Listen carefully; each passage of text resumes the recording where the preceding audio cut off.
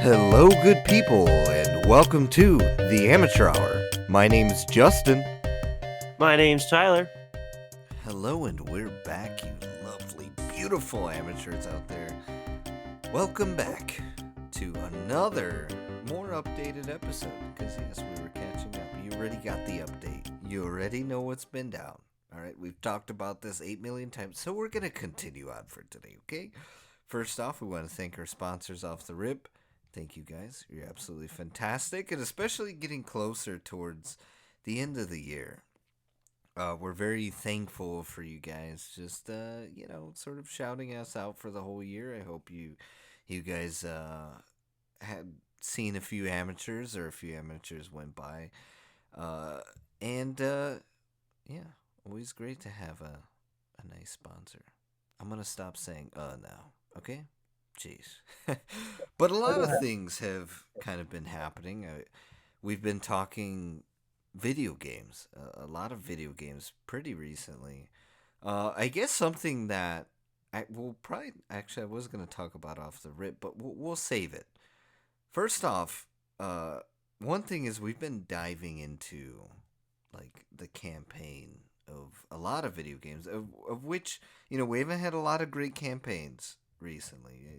I gotta admit, but I mean, one thing we were discussing, Asti, last time was the style in which we play a video game. We each have our own sort of unique way of enjoying a video game, and we're gonna. I want us to discuss a little further the idea of how would you say like when you start a game, like what's the difficulty you play on, what's the experience you're sort of looking for, what games attract you in terms of their campaign, and what sort of determines a great campaign for you. So, I mean, I guess we'll start with you first, Asti. What is the experience of a campaign that you're looking for? What difficulties do you play on? Go. Um, well, uh, for me, I don't really, I'm more casual when it comes to like a campaign. I'm mainly in it for the story. So, for example, like I, my, first games that like got me into Xbox gaming were the Gears of War series, and they have, the hardest difficulty is pretty hard.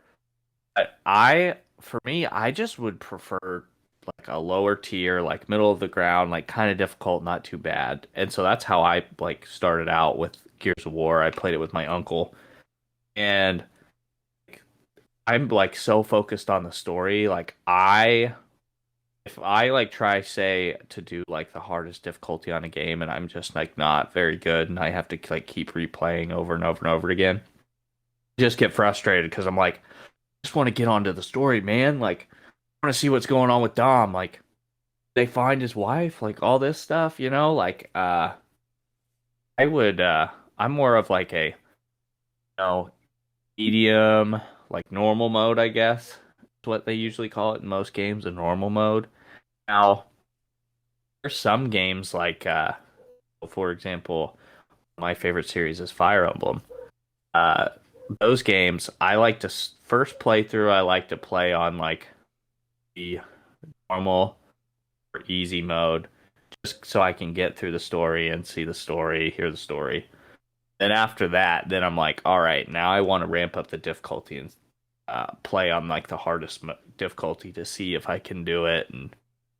Um, and at that point, because it's like that Fire Emblem like a big game of chess in my eyes, and so it gets kind of like strategic and challenging and like makes you think, and I kind of enjoy it because I can like sit down for an hour and then boom, uh, play a map, all strategic, the brain juice is flowing.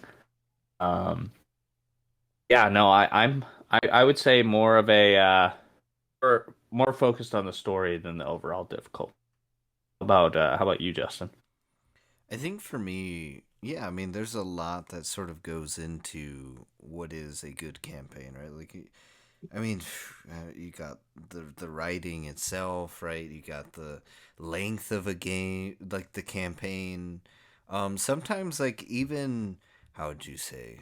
I think that despite the length and everything else, another important thing for me would be, you know, sometimes it's like the choices you can make in a campaign. And granted, not every game's gonna sort of give you those options, or you know, um, in order to sort of complete a game, you're not gonna have the options of like, oh, am I gonna choose good? Am I gonna choose evil? Like, it's I think that a game could also be good linear. So I mean, I think first things first is like when I play a campaign experience. So oftentimes, if I'm playing normally like a cooperative game, like I'm just hopping straight into the highest difficulty I can. And a lot of the reason is because it's like I want to feel challenged as well.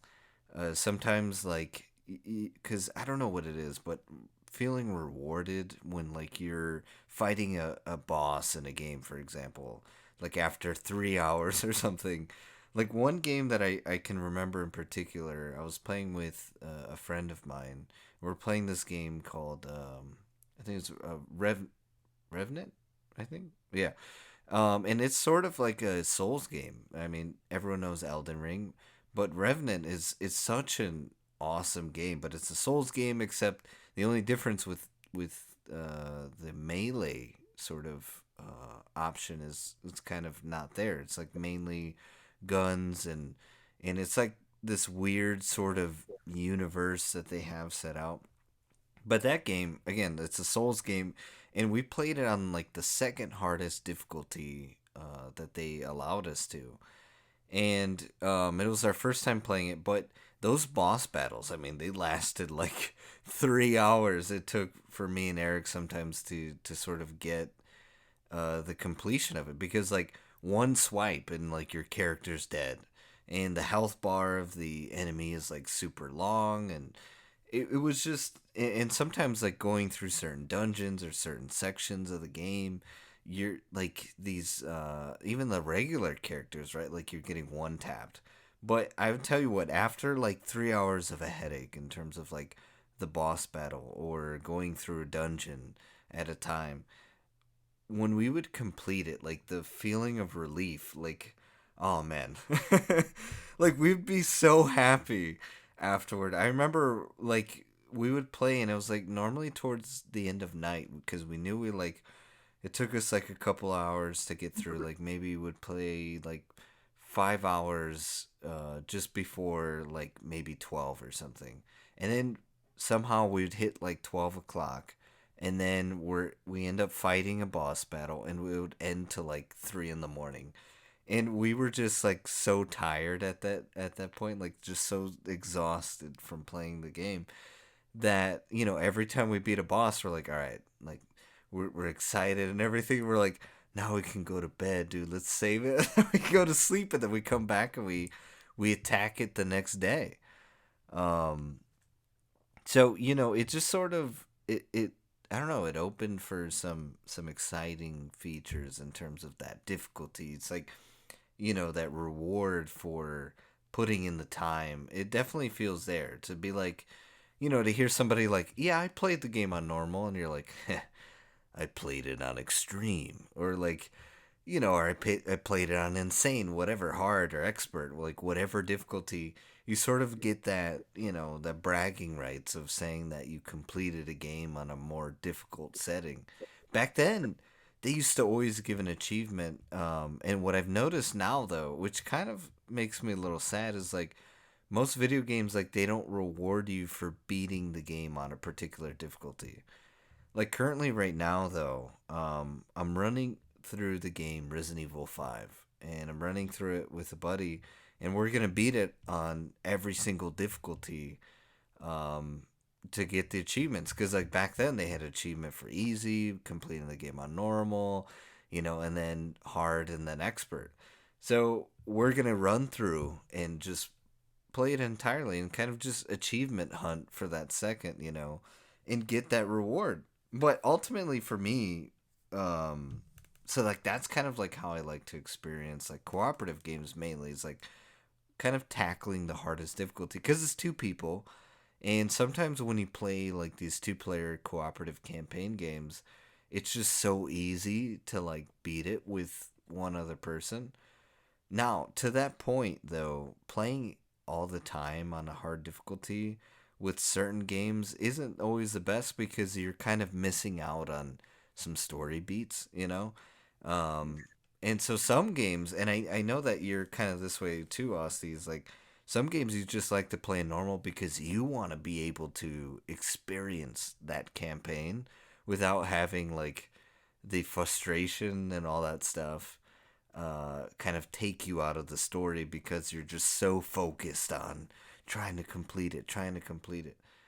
Hmm. Um, Yeah, I'm sort of the same way for that. It mostly gets dictated by the game you're playing. Like, say I'm playing Far Cry, and maybe I'm doing co-op with a friend online. Typically, I would turn the difficulty up because you're not playing with bots, you're playing with people that have legit skill level. So you have to have some sort of a challenge. But then, let's say I'm playing in single player, I usually go to normal or lower difficulty so I can absorb more of the story. Because for me, sometimes it's sitting back on the couch, turning the graphic settings all the way up so it looks as good as possible, and then just going through the story and just getting every bit that you can get. Whereas, like, perfect example is Fallout 4. I actually, the first time I played it, I immediately went on Google and looked up the command to put it into God mode. And I went through the entire story. I did everything you could do on the map, and I did it all in God mode where you couldn't die. You didn't have to do things six, seven, eight times over again because you kept dying. You were able to listen to all the scripts and everything went through. But then the next time I played it, I put it I didn't even go to normal. I went to like hard or something so that I could go through all the actual combat and get like the whole second view of it. But for major story games, like single play story games, yeah, sometimes I'll just put it straight in the god mode where I can't even die. The game isn't hard, but I'm playing it for the story. Hmm. And then, like I said, I'm really waiting to get Far Cry 6, but that's one that I'm going to see if I have someone I can co-op with, and I'm going to be turning the difficulty like all the way up. Yeah. that definitely is like a unique perspective. I mean, I haven't heard of like many people wanting to play in that particular style, right? Like in terms of like a god mode, but in It the really thing that I depends on the game. yeah, Like Fallout 4 is probably it's really hard to pick a favorite, but it's at the top of the list for sure. And there's so much detail in that game that you would miss even if playing on normal difficulty.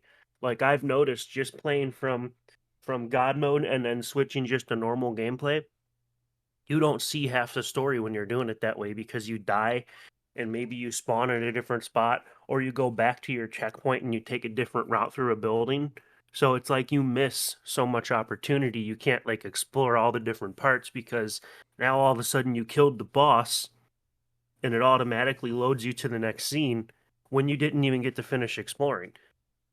yeah. I mean, So it's stuff like that you gotta there's certain games you just have to soak it in. And then there's games like Minecraft where the you can pick a difficulty level, but actually the difficulty level adapts as the game goes throughout.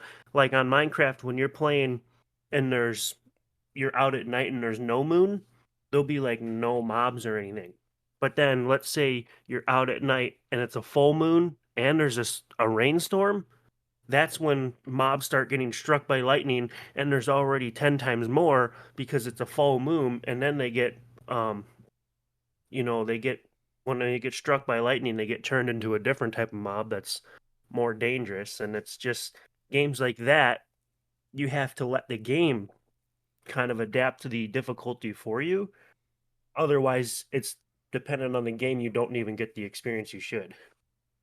Yeah. I well, I can understand like the God mode thing. Like I feel like it reminds me of back in the day in like GTA 4. or GTA San Andreas and like putting in cheats and stuff. Like that's what that kind of makes me think of and like how much fun that was. So I can understand like wanting to play in that way because it's like it's fun.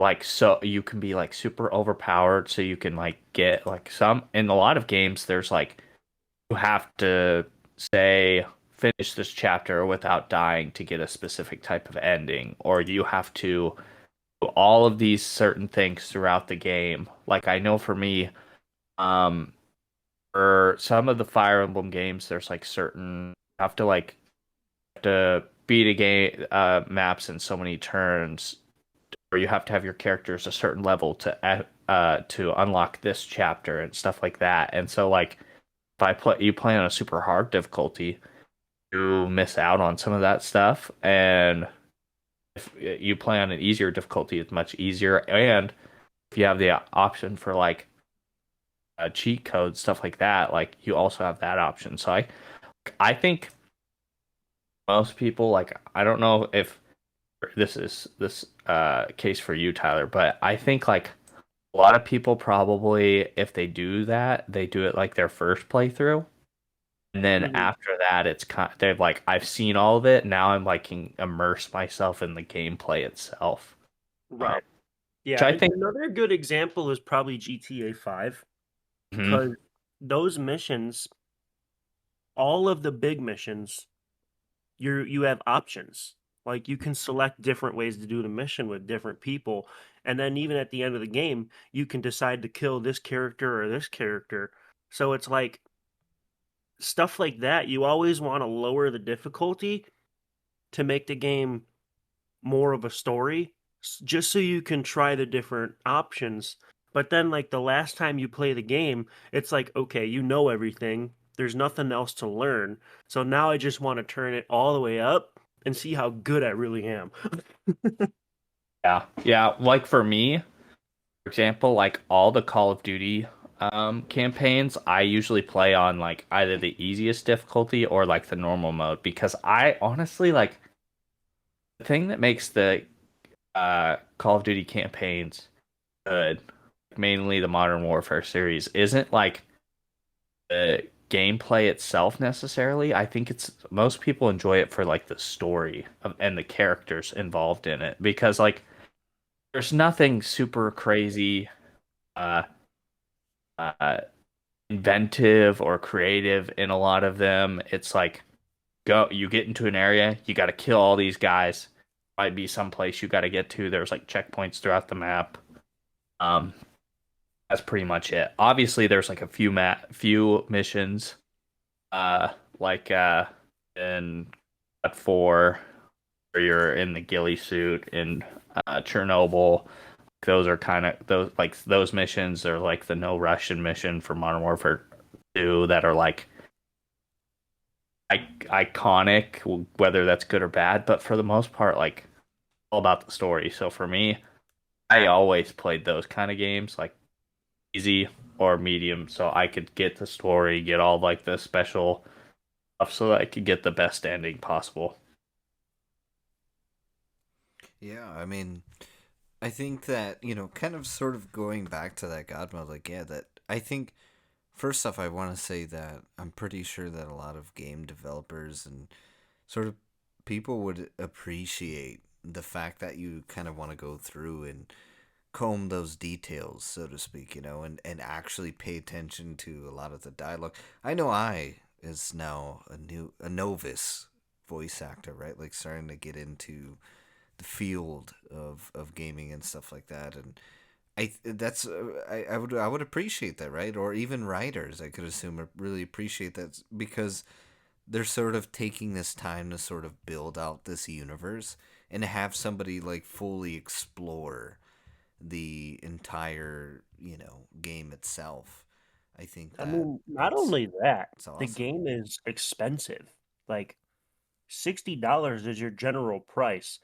You might pay 79 or 80 bucks if you get like a deluxe edition that comes with some DLC or some special game perks. I Hmm. mean, if you're spending that kind of money, I want to know every little bit. of that game. I want to get 100% of the experience. Yeah, yeah, I agree. Well, and I was just thinking about it, and this could turn into a topic in and of itself. But um, I've noticed like we were talking about God mode, and like I've been talking about like cheat codes, but like in general, that kind of stuff for the most part has died. Like that was like a 2000s, early 2010s type of thing, and I think like I feel like I remember going to like the book fair in elementary Mm-hmm. school, bring in my $10 that my mom gave me, and buying a book of cheat codes Yep. or for my Game Boy Advance and having all the cheat codes. And a lot of times it wasn't like in a lot of them it wasn't necessarily cheat codes, it was more like hints about stuff. Like there was games where it like told me, "Hey, if you do X, you get Y."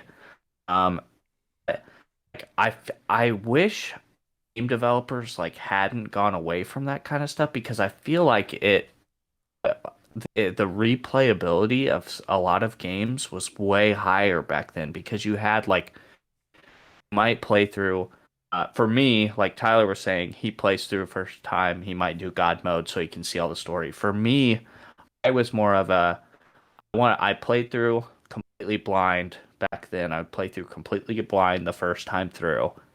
And then after that, then I would go and grab my little cheat book or go online and see, okay, what all did I miss and how do I do it?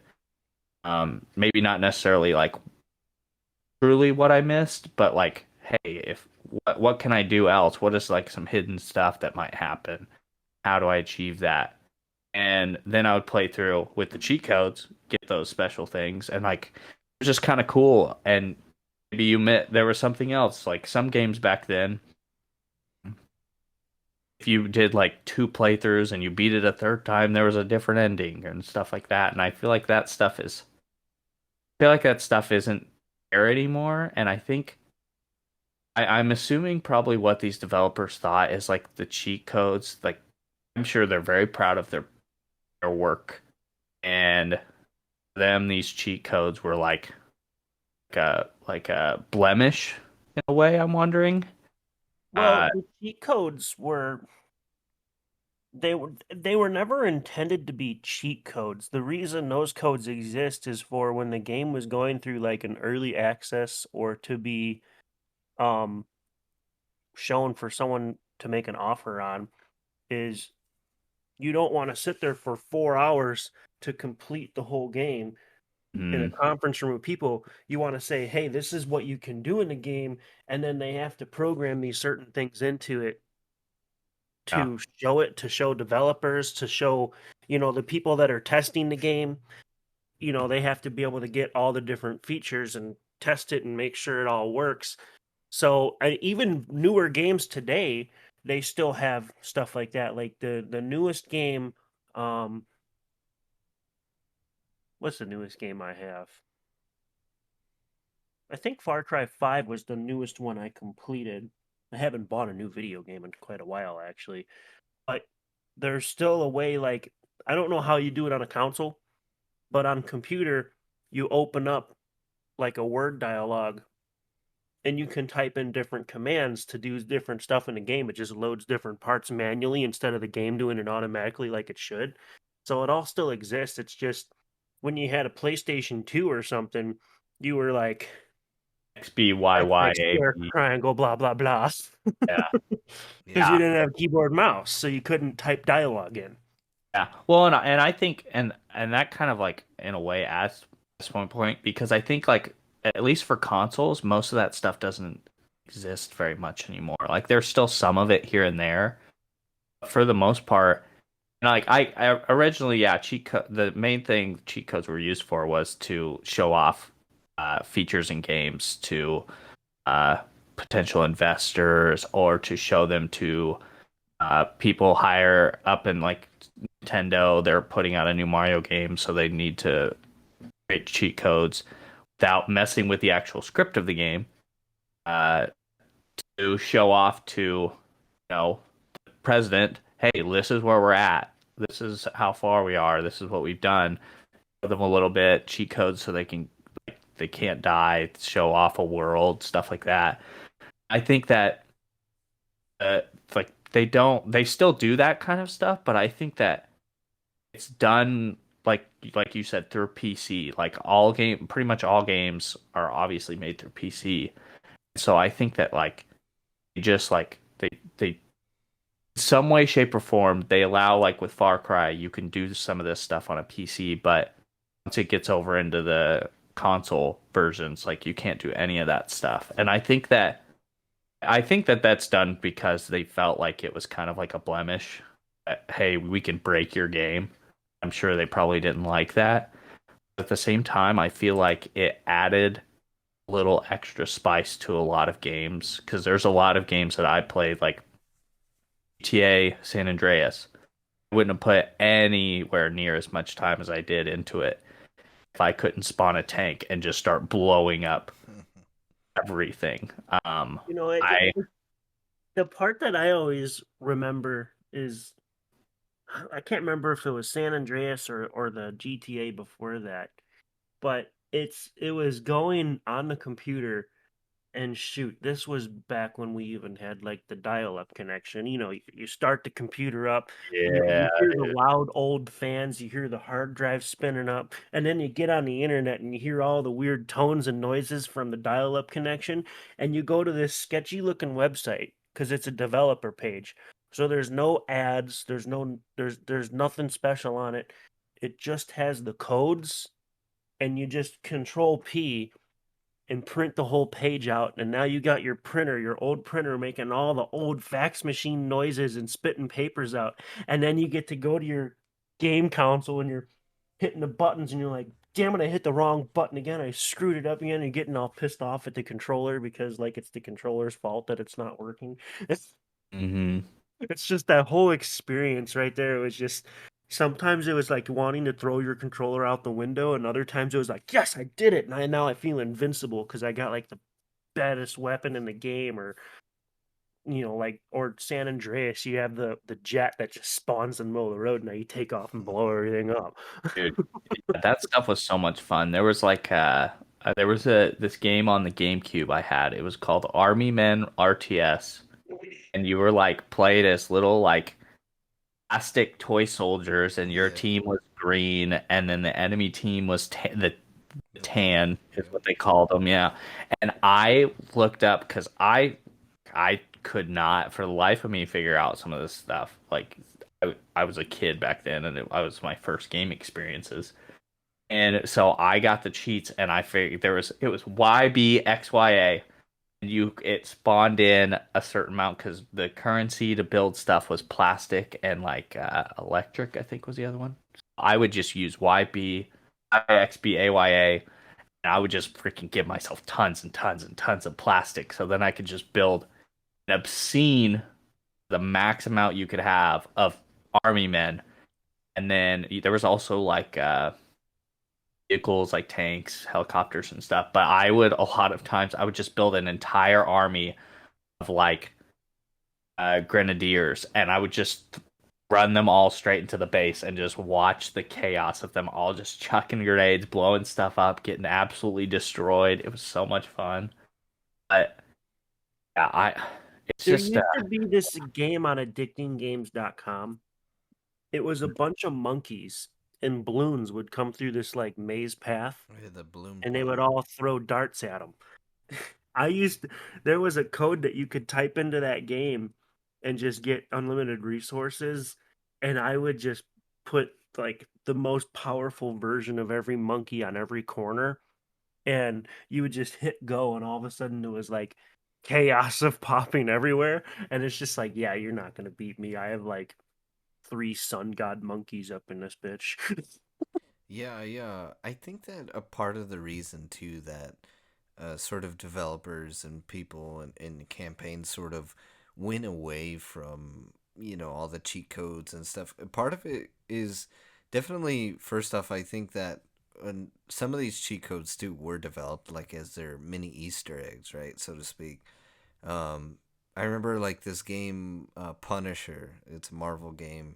Came out for Xbox and PlayStation 2, They had like a big head mode or whatever, where you could just like shoot everybody and like their heads are absolutely huge and you shoot and they freaking. It was a gory game, right? So like their heads pop and all that stuff. And then they had the God mode and like they definitely had a lot of fun Easter eggs for that. But I think part of it too of why these sort of developers did that. First off, there's like the internet, right? Like, and I feel like if they do any more cheats, it's not going to be in a cheat code book anymore, right? Like, it's going to be online. People are going to see it. Plus, like, their Easter eggs are probably a little bit more tame now. Um, and it's kind of cool that they sort of adjusted that development, and then also part of it is like now with the sort of PC community and how smart everybody is and tech savvy, so to speak. Now you have all this development of mods and stuff, right? Like where they're just sort of modifying the game for like fun directions and other stuff like that. So I think that's where kind of now why cheats sort of or cheat codes and whatnot sort of taken a back seat, so to speak. But I think that at least to sort of circle back to the topic a little bit before maybe we could discuss mods a little bit further. Um, or actually before we have to go to break, is that I think that campaigns in general, they're a lot of they can be a lot of fun for a lot of video games, and I think that at least currently, right now, everything has sort of taken a shift towards online gaming, right? Like focusing on the multiplayer sort of community because it keeps the game alive. But I think that for campaigns, like I hope that that doesn't sort of take too much of a backseat. And I've noticed that it hasn't gotten there. So at least like I think for a time, for example, like Call of Duty's tried to develop games without a campaign, and then people are like, "Oh, I kind of want the campaign back," and they're like, "Oh, okay," and now they sort of Yeah, taking I, I a I can circle definitely around. agree with that because it's been like some games the campaign has been a little bit lacking, and you brought up Call of Duty because there was a couple of Call of Duty games where the campaign was like really quick, gave you the basic story, and then all you could do is multiplayer. And then there was another game, shoot, what was it? Far Cry 5 was like it a little bit because you could play all the way through the game of Far Cry 5 really quick, and the story wasn't really much, but fighting a battle over and over again until you'd like take over the whole area. Um, and that's another one where like they don't focus you on the campaign; they let you play through the game really quick.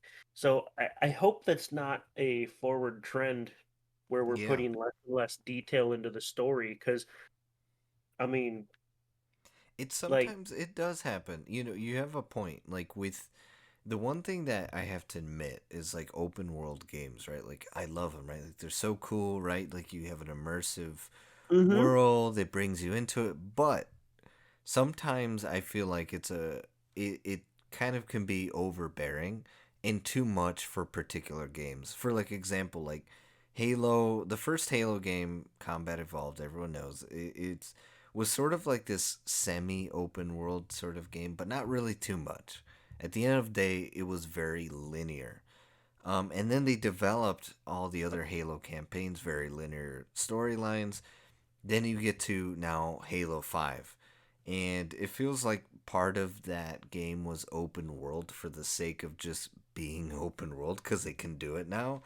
But at the same token, sometimes like with games is my point, it just doesn't really fit the formula 100%.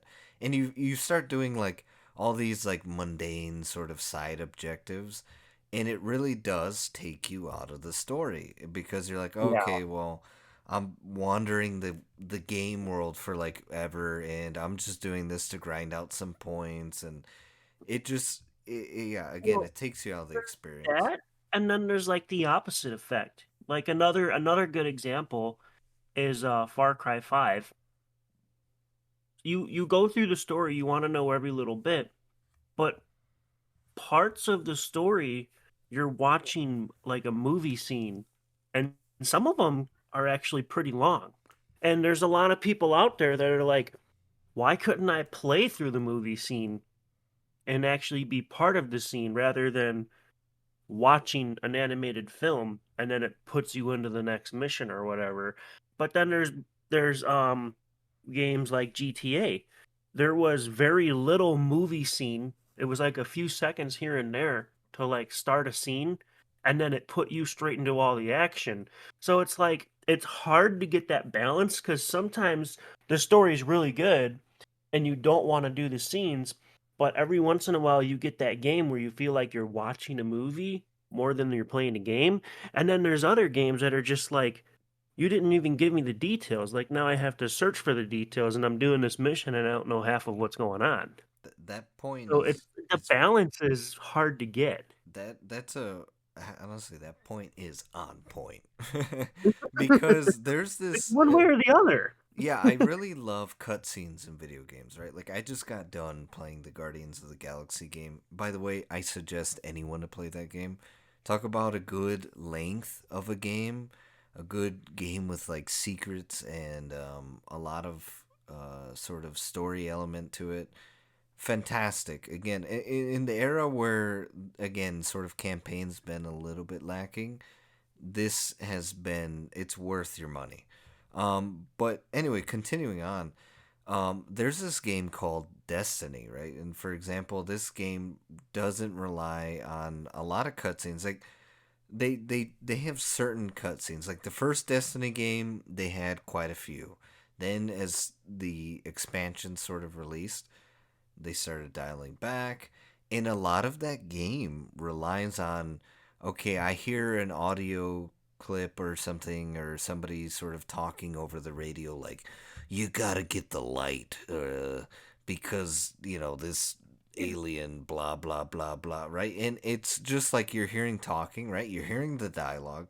They're making you essentially part of a scene, but it's not very cinematic. It's not very intriguing, and they leave all the story up to lore, right? Like you have to do all the research on your own. You got to watch like like an hour long video to kind of understand the realm of Destiny's universe, right? Like, and it's awesome because Destiny's a free to play game, the second one, but like literally that's the one thing that drew me out of the story of the game was the fact that rather than having a structured like this is the story and you're going to watch a cutscene here and there, or you're going to be playing in this very cinematic scene that's describing everything that's going on, you don't really have that. It's just more or less like mundane, do this task, do that task, do this, and listen to kind of what's happening in the background. The thing about like sort of taking out those cutscenes and just sort of throwing you into an action without too much of like this scripted cinematic section. It's literally you're just hearing a bunch of noise in the background. Like I never really pay attention to the dialogue sometimes, or not never, but like I sometimes don't pay attention to that dialogue that's going on in the Well, sometimes background, you're you know? focused on the like whatever obstacle you're trying Yeah, to get and through or the and you're person you're trying to missing the kill. And story. then these people over here are having a side conversation, or this person said some special tip, or you're where you were supposed to be listening for this guy's name, but then you missed it. So now you're like trying to replay the mission so you can get that little bit of information because now Exactly. you can't even move forward because you don't you missed that information. And it's like Exactly. some games, it's like you can't just go back a little bit to get that. You got to start from the beginning and do the whole mission over again. Like yeah, it's Yeah. always an awkward You balance. got to find that balance, and that's what sort of threw me out of this sort of the Destiny universe. I love Bungie. I think that Destiny as a game plays well. I think that the universe itself is interesting, but I got bored of it. I got thrown out of it because it all just relies on lore, and it just feels like a very empty MMO, in my brain. Like at least that's for one of the things. I mean, if I were you guys, check it out for yourself if you haven't played that game. But it for me, it just didn't captivate me. Well, I I like think the what their bits of main goal cinematics. is to try to pull you in because there's DLC for Destiny that's like Yeah, it costs all as their much as the expansions whole and game. No, it's like maybe they're luring you in, and then when you actually spend that $60, maybe the game gets a lot better. Well, But actually, so like the gameplay experience, from what I heard, yeah, it gets cool, but you're literally playing for like all the way up for like maybe two cutscenes, the entire sort of thing. And again, if you're not keeping up with the lore, the expansions, like, yeah, okay, you're fighting more bosses and stuff like that, but then you're left with like, why did I do that again? It's just like, I uh, shouldn't have to research to understand why something happened yeah. I or how think to get through it. The game should be telling you the story. I always like to explain this in like certain levels. I feel like that the game should, again, like you're saying, be very straightforward, easy to understand. But then if you want to explore more into the lore, look at that, it rhymed. um, then you would sort of kind of do your own research, right? Go on your own way, and like I did that for Halo. Like Halo's a very linear game, easy to pick up. I get what the story's going on, but everything in between, in terms of like the aliens and all this other stuff, like, it doesn't take a back seat, but it leaves enough open for me to, if I want to like really dive deep into the backstory and the universe of Halo, I can do that on my own time. And I just want games to do that sort of more. Um, Dude, but yeah. that's one thing. That's this is probably a unpopular opinion, but I hate open world games because of the fact that it's not very linear. Most of them, like some people really love that Breath of the Wild, the Legend of Zelda games. I hate them because I have no idea what I'm supposed to do next. Even though there's like some dialogue or a cutscene or something that might tell you what you need to do. 90% of the time, like on the way there, like a lot of these games have like you'll have like random encounters, or along the way you'll have to fight somebody or something. By the time I get anywhere near close where I'm supposed to go, I've completely forgotten what I'm supposed to be doing. So Yeah, like, I mean that's a pretty good point. And Far Cry 5 is another really good example. Because if you've played Far Cry 5, there's different regions and there's basically like different leaders that you have to overcome. Well, each leader has a different story and a completely different game style that you play, but there's nothing in the game that says go here first and complete this first. You can literally go to this person and do one of these missions. You can go to the other side of the map and do one of the missions from that person. You could do it all out of order and mix it all up, and the game will never make sense the whole time you play it. yeah, like those are the games that always like frustrate me, and I usually end up no longer playing. And that I feel like for a lot of open world games, that's uh kind of the case. Like it leaves a lot of things for you to decide when you want to do what. Like for example, this new Elden Ring game, there's like bosses all over the place and you can fight them wherever you want. That would like I need something like I got to do A, then B, then C. Not I hate it when you could do A, or you could just go ahead and do the final boss if you really wanted to, or you could do like X, you could fight this mini boss first, or you can fight the guy at the beginning of the game that's super OP. It's like I don't know, just for me, those types of games always frustrated me, and I always ended up stopping them. There's like been one or two I've ever played that I like was like, okay, this isn't too bad. Like I understand kind of the gist of what I need to do. A lot like in those cases, I was like pad and paper. Okay, I need to go talk to this person who's located here. Um, and I think like the main problem for me is like not necessarily part where it's like open, but the fact that you don't give you a clear cut Yeah, next step in the story. I've actually played games where I had a notebook and I had to like write down different details because it's like it tells you you just spawned in this part of the world and the first thing you find is like a little note and Hmm. there's nothing to tell you to go to it. You're just looking around where you spawn and all of a sudden A pops up on the screen because you're looking at a note, and you press A and he picks it up. And then you're writing down like little details from different parts of that note, like a person's name and stuff like that. And then it gives you like coordinates or something. So now you're like looking on the map. And the worst part is the map is grayed out because you haven't explored that part yet. Mm-hmm. So you don't know which way to go. You literally have to figure out the whole thing. So it's games like that, they're super immersive because you you could go on Google and look up how to do it. But if you play it on your own first and you don't do any of that, like you literally have to explore an open world map to find different clues and to open up enough explored area to even begin to understand where you're supposed to go next. So I Yeah. like games like that, but at the same time, I can understand being completely frustrating. You're like, what the fuck am I doing?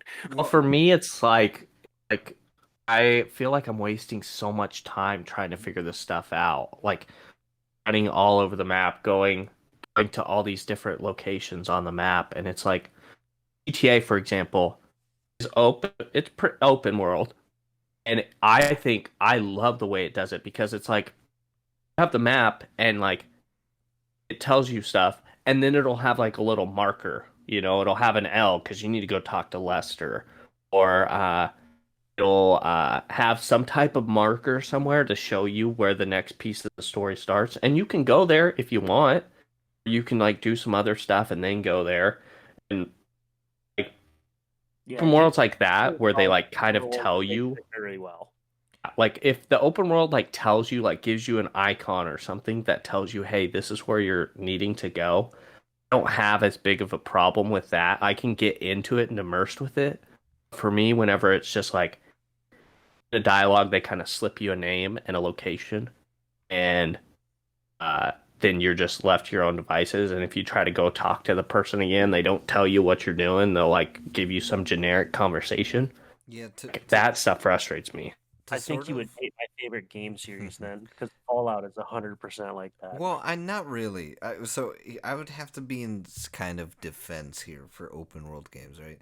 Again, I do agree that too many open world games can be too much, right? Like, and they don't always do it just well. So, like, in terms of Breath of the Wild and Elden Ring, they are very similar in the way of their exploration is, unfortunately. Where there isn't really a given like linear objective. Like they tell you like I think in Elden Ring the objective of the game is to become an Elden Lord or something like that, right? I have it. I have the game, but I haven't really got time to sort of dive into it yet because I'm waiting to do that cooperatively. But anyway, so that game in general, like you're supposed to, like they leave you to your own devices, right? Like you got to figure out how am I to get to A to B to C, like you're saying, and you could run into sort of any boss at any time, and sort of ruin the story. But there's like open world games like I don't know the man, I get a lot. Ghost Recon, Mass Effect, like Tyler saying, Fallout.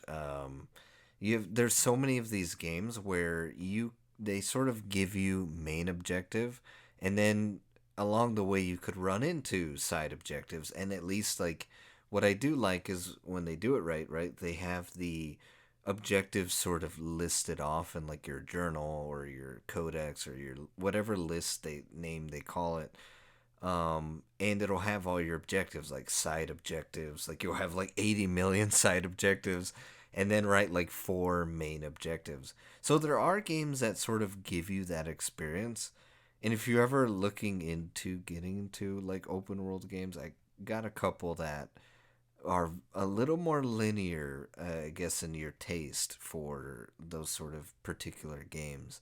So there Yeah, are open world games that don't leave you to your own devices and kind of confuse the hell out of you. But then they're the ones that are like that again, like Breath of the Wild, the Elden Ring, and there's so many others actually. Mm. I think even like the Final Fantasy games are kind of like that now, like the newer Yeah. ones, Yeah. where you just kind of got to figure it out. Yeah. Um, you know, So I so would like to point out, I yeah. will say, I do understand the appeal of those types of games Oh because you yeah. It's get so to build, immersive. you Yeah. get to build, yeah, you get to immerse yourself really, really well into it. tons of replayability. You might beat the story of the game. There's so many other things to do, and I can understand that because there's some games that I play that are linear, and then they have extra stuff at the end to unlock characters, or they have DLC where it's like other maps that are like harder than the story was, or stuff like that. Like I get like that stuff.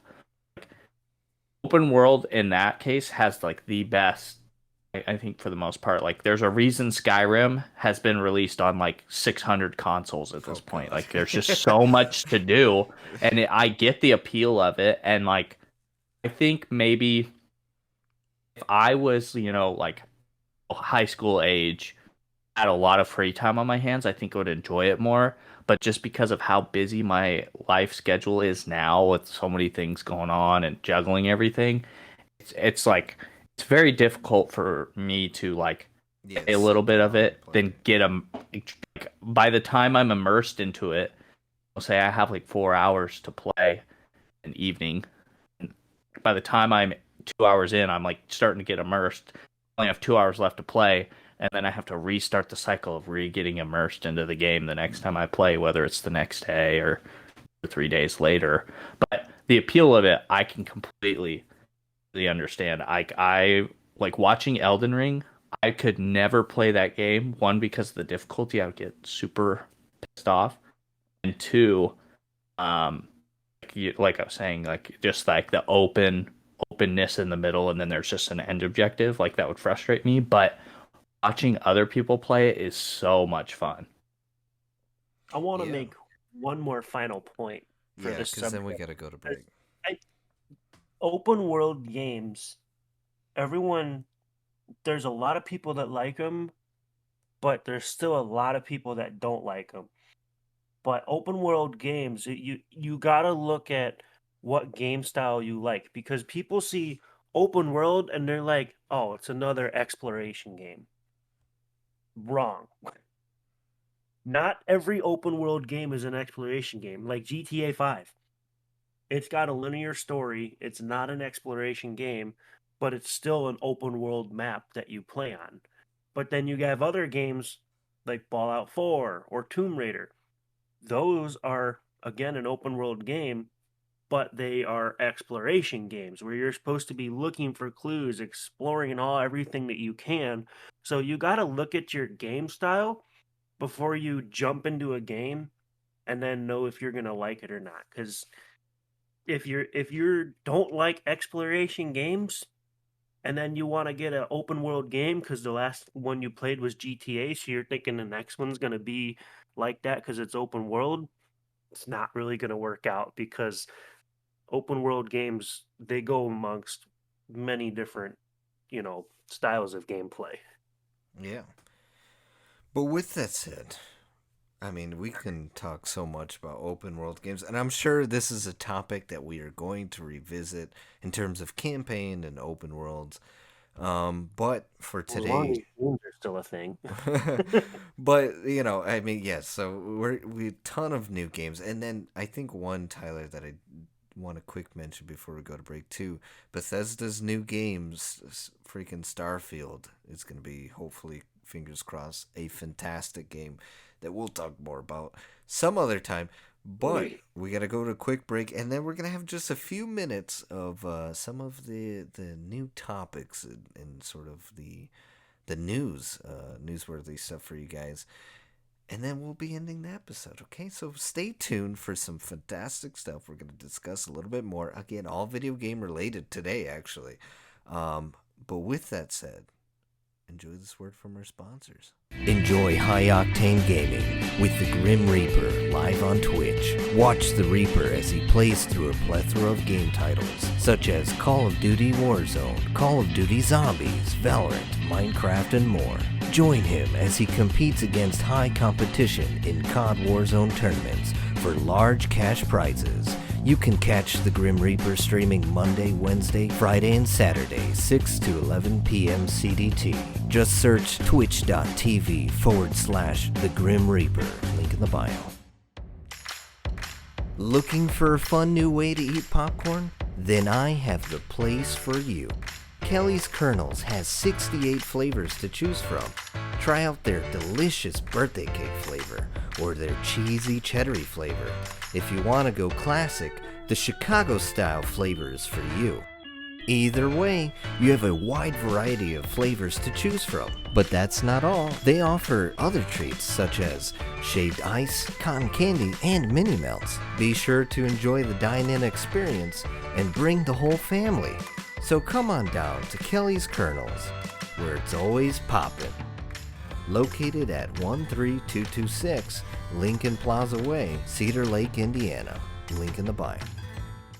And we're back from that word from our sponsors. I hope you guys enjoyed, and I hope you guys been watching the Twitch streams for good old Grim Reaper. Thank you for holding out and understanding that, we had to kind of go on a little bit of a 2-month hiatus before the end of our season. I mean, come on, I'm sorry, guys, okay? Anyway, continuing on, we have some big news in gaming. We've been talking about Sony. You guys probably heard that. A little bit late in terms of our take, but we actually recorded it on time. Anywho. So you guys are probably wondering, there's a lot of game news. We're going to save a little bit of it, right? I want to talk about E3. E3 is the biggest thing that I want to get to today, that I heard that Austin thought was an April Fool's joke, apparently. Still not 100% sold on it not being. But E3 has been canceled. What? That's a huge thing. Austin had just sort of filled me in that E3's been ongoing since 1995. And has been going every year since. And I don't know what I'm going to do. I'm just jump off a bridge? No, I'm just kidding. The world is ending. E3 is happening for the second time. I'm not counting. You know what? Because of this, I'm going to go into GTA and I'm going to jump off a bridge there. See? Not harming anybody. If I'm jumping in GTA before I jump off that bridge, I'm definitely spawning a tank and going down Main Street, but that's a different point. Everything in the site's going to get destroyed before I jump off this bridge. Yeah, I'm going to kill everybody else and then jump off the bridge. Before I jump off this bridge in game, I am taking every single police officer in the Los Santos GTA 5 game out. All of them. They're gone.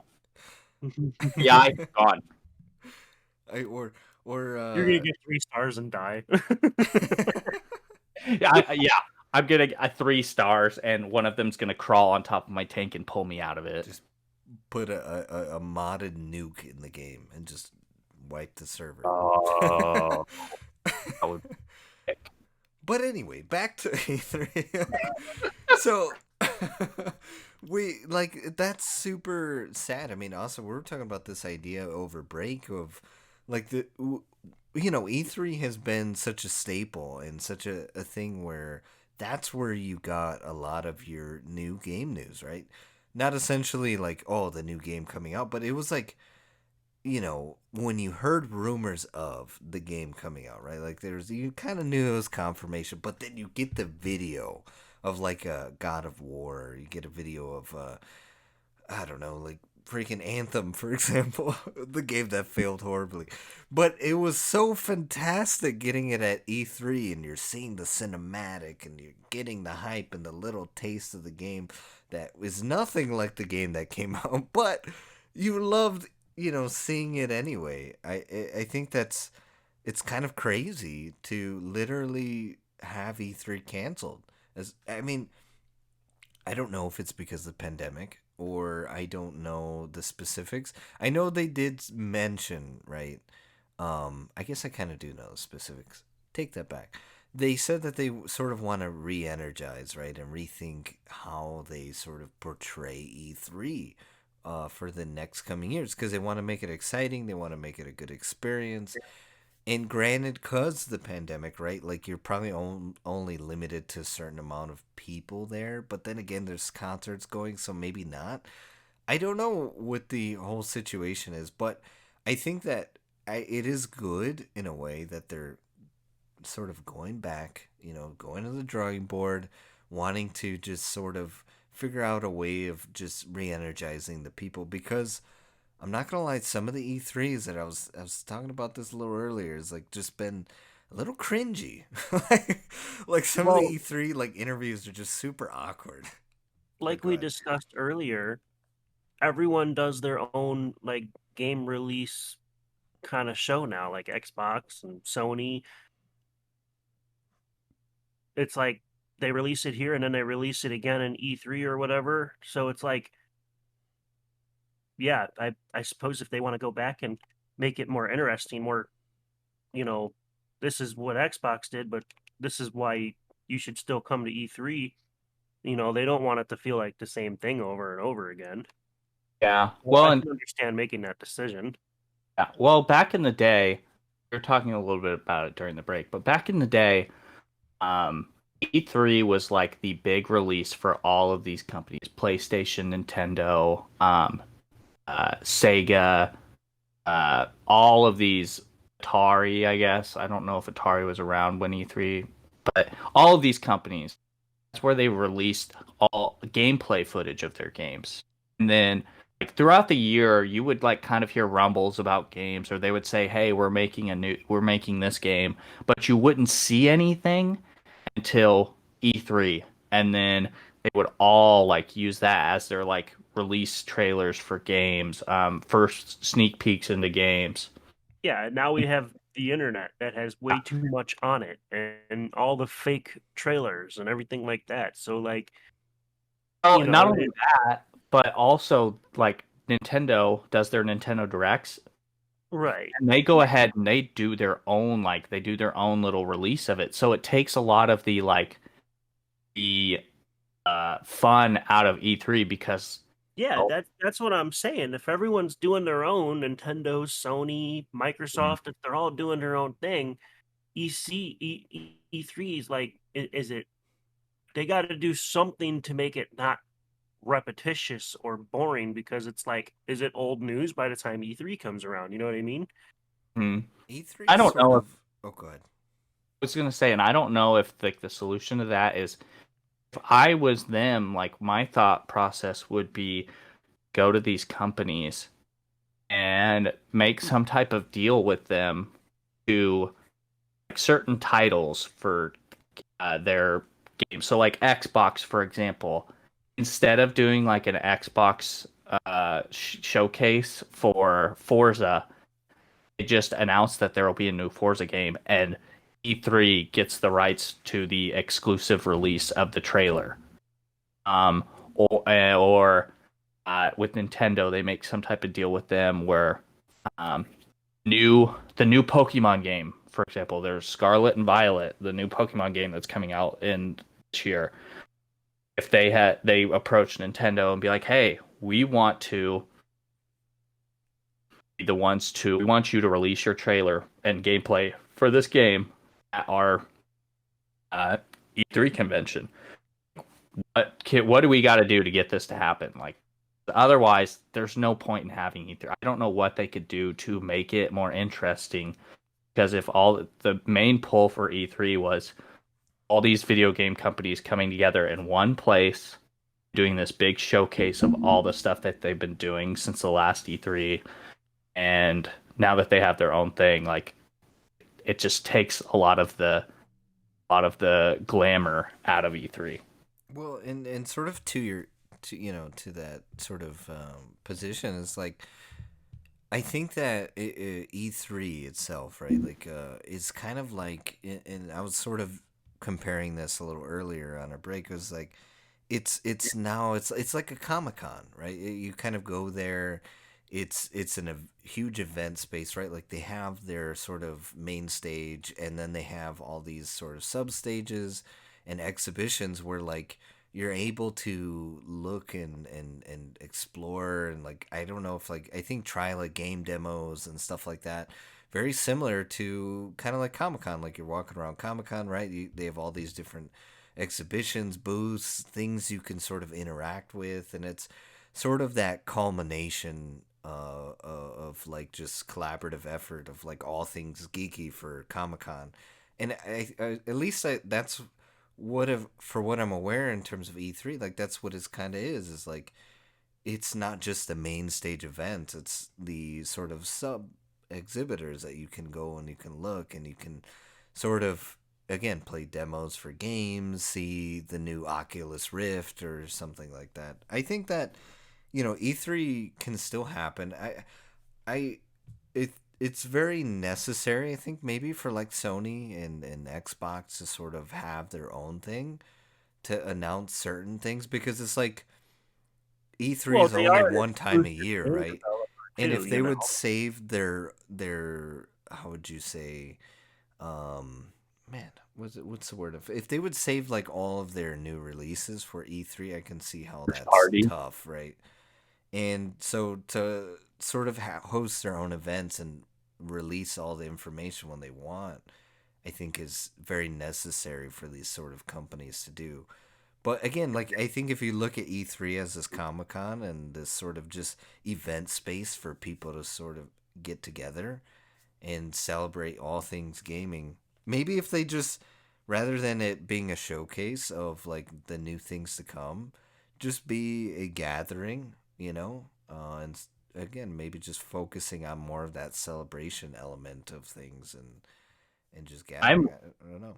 I'm wondering. I think one thing that might be an option for them would be also to maybe have like some type of because some people, video game collectors, this wouldn't solve all their problems.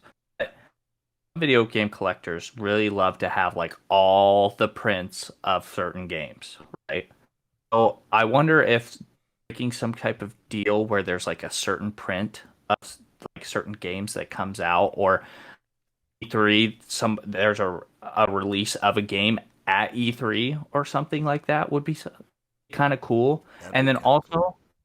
also, because like for me, like the different one thing I love about video games is like the artwork on the game cases, like because there's like so many different like just if like because you get your North American release, your European release, and your usually like Japanese, Asian release of games. And they like all have their like own little bitty twists and turns on the cover that it's like it makes them all unique and it's kind of cool. And I think if E3 were able to get some type of situation where uh they have like an exclusive cover that says E3 copy or something like that, because one, that'll those games will have more value, so collectors will want them. They're only released at E3.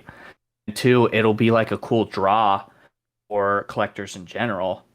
Um, I, Going into that, I also think I did now. Granted, I've never been to E3, so I don't know if this is something that already happens. But for in my thought, one of the things that could help is to like obviously you have your showcase type thing, where they show off all the games, the gameplay. They have their areas where Xbox you can play demos of certain games and Oculus, all that stuff. Like one thing, like I think maybe to like tie into all that is just in general make it just a gaming experience instead of just like a showcase.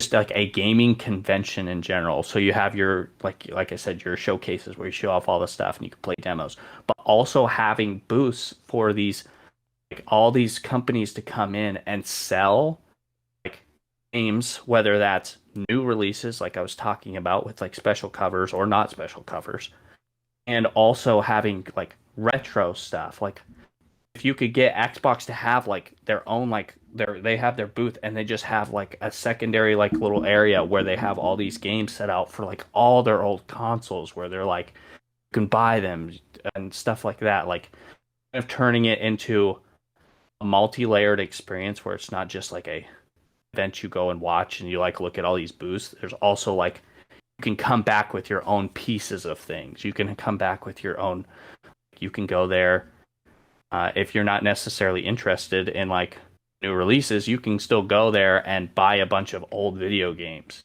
um, and or like all kinds of different experiences. Like add more layers to what's going on because then like, it won't just be considered. People won't just think of it as like, oh well, why am I going to this convention?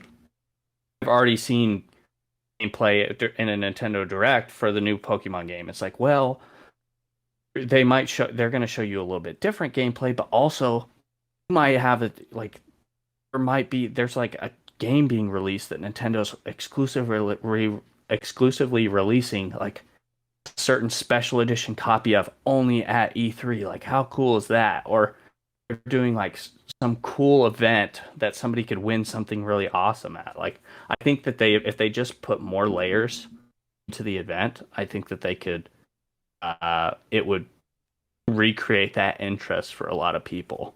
Yeah, I agree. I mean, in sort of, you did mention Nintendo, and for the sake of time here, I think you make valid points for E3, and let's hope that they come with the new energy and sort of Hire me. I'll give you the idea. re-spark the flame of interest and just do something new. But you were talking about Nintendo, and there's some at least news that had sort of passed that we kind of at least wanted to briefly mention and discuss, and that was something new with Nintendo buying some company. Yeah, so this happened, I think, is about a month ago, maybe a little bit longer. But Sony bought Bungie, and Xbox bought Activision, and when all that stuff was going on, we talked about it, and it was big news. Underneath all of that, Nintendo bought a company, and it's just called System Research and Development. And they've worked together with them since 1983. So this is like a really close partnership that they've had. Now, that being said, this company has never made their own game. They only assist on development of games. They've assisted on like the Donkey Kong games, I believe, just like random games here and there. So it's nowhere near the scale of what Sony and Xbox has done. But in my opinion, I think probably the reason that Nintendo bought this company is because one of those other companies reached out and were buying them out because they've done a lot of work. They just don't make their own games. So like an Activision or an Xbox Activision, Activision has its like own little smaller uh, development studios that like just assist with games. Like that would be something that Xbox would probably be interested in Call of Duty because you know with how excruciating and tough it is making those games every year, which they might not be doing anymore. But the more studios you can get helping you with stuff, the better. Um, so it's not is it really that big of a deal? No, but I think Nintendo had to do it so they didn't lose a very long time partner. Yeah, I mean, and then you mentioned as well that they're sort of developing some new Pokemon games in the vein of like Ruby and all that. Yeah, it's like so in January, Pokemon Nintendo released their new Pokemon Arceus, which is like a Legends of Arceus. I don't know how you say it. Which is like an open world Pokemon game, and it's like been a big hit. And we don't know much about these games yet, but they did announce in their most recent Nintendo Direct that in holiday season 2022, they're gonna come out with the new mainline Pokemon games, and they're gonna be called Scarlet and Violet. They showed what the starters will look like. Um, and like they're cool. Nothing too crazy. It'll be more interesting to see what they evolve into. I think a lot with the starters, like there's only so many ways they can go at this point. Like I think there's a cat again, and they've like used cats quite a few times. And people were kind of like, oh gosh. But overall, they look cool. Um, my main thing is I'm just curious: is it going to be like old Pokemon games where it's like, go from route to route, go through the gyms as you go, or are they going to use the success of this Legends of Arceus game, how much people have enjoyed it, and make a mainline Pokemon experience is open world, which would be very interesting and very uh, nice breath of fresh air, I think, for Pokemon fans, I'm sure. I'm not crazy big into it. I buy all the games for collecting purposes, but I don't really play them that much. So it'll be interesting. Hopefully we get more news about that stuff soon.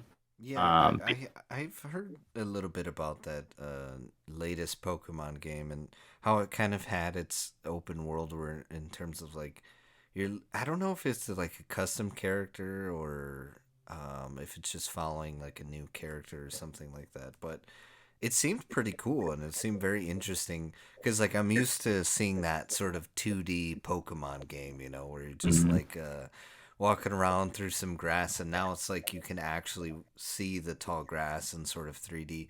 I know that the one aspect that some people had like a little bit of issue in terms of like the review of the game was that just some of the like background elements and stuff like that felt a little empty, but I'm sure Mhm. that with their main Pokemon games, that's something that they could sort of take into account and hopefully develop a lot better. Well, I think just in general, um, the all of the Pokemon games that have come out on the Switch, I think that all the Switch games are their first like real jump into like real 3D and like making the characters more like before it was like pixel art, and then they went into like the 3DS version where it was like kind of 3D but it was like a miniature little guy.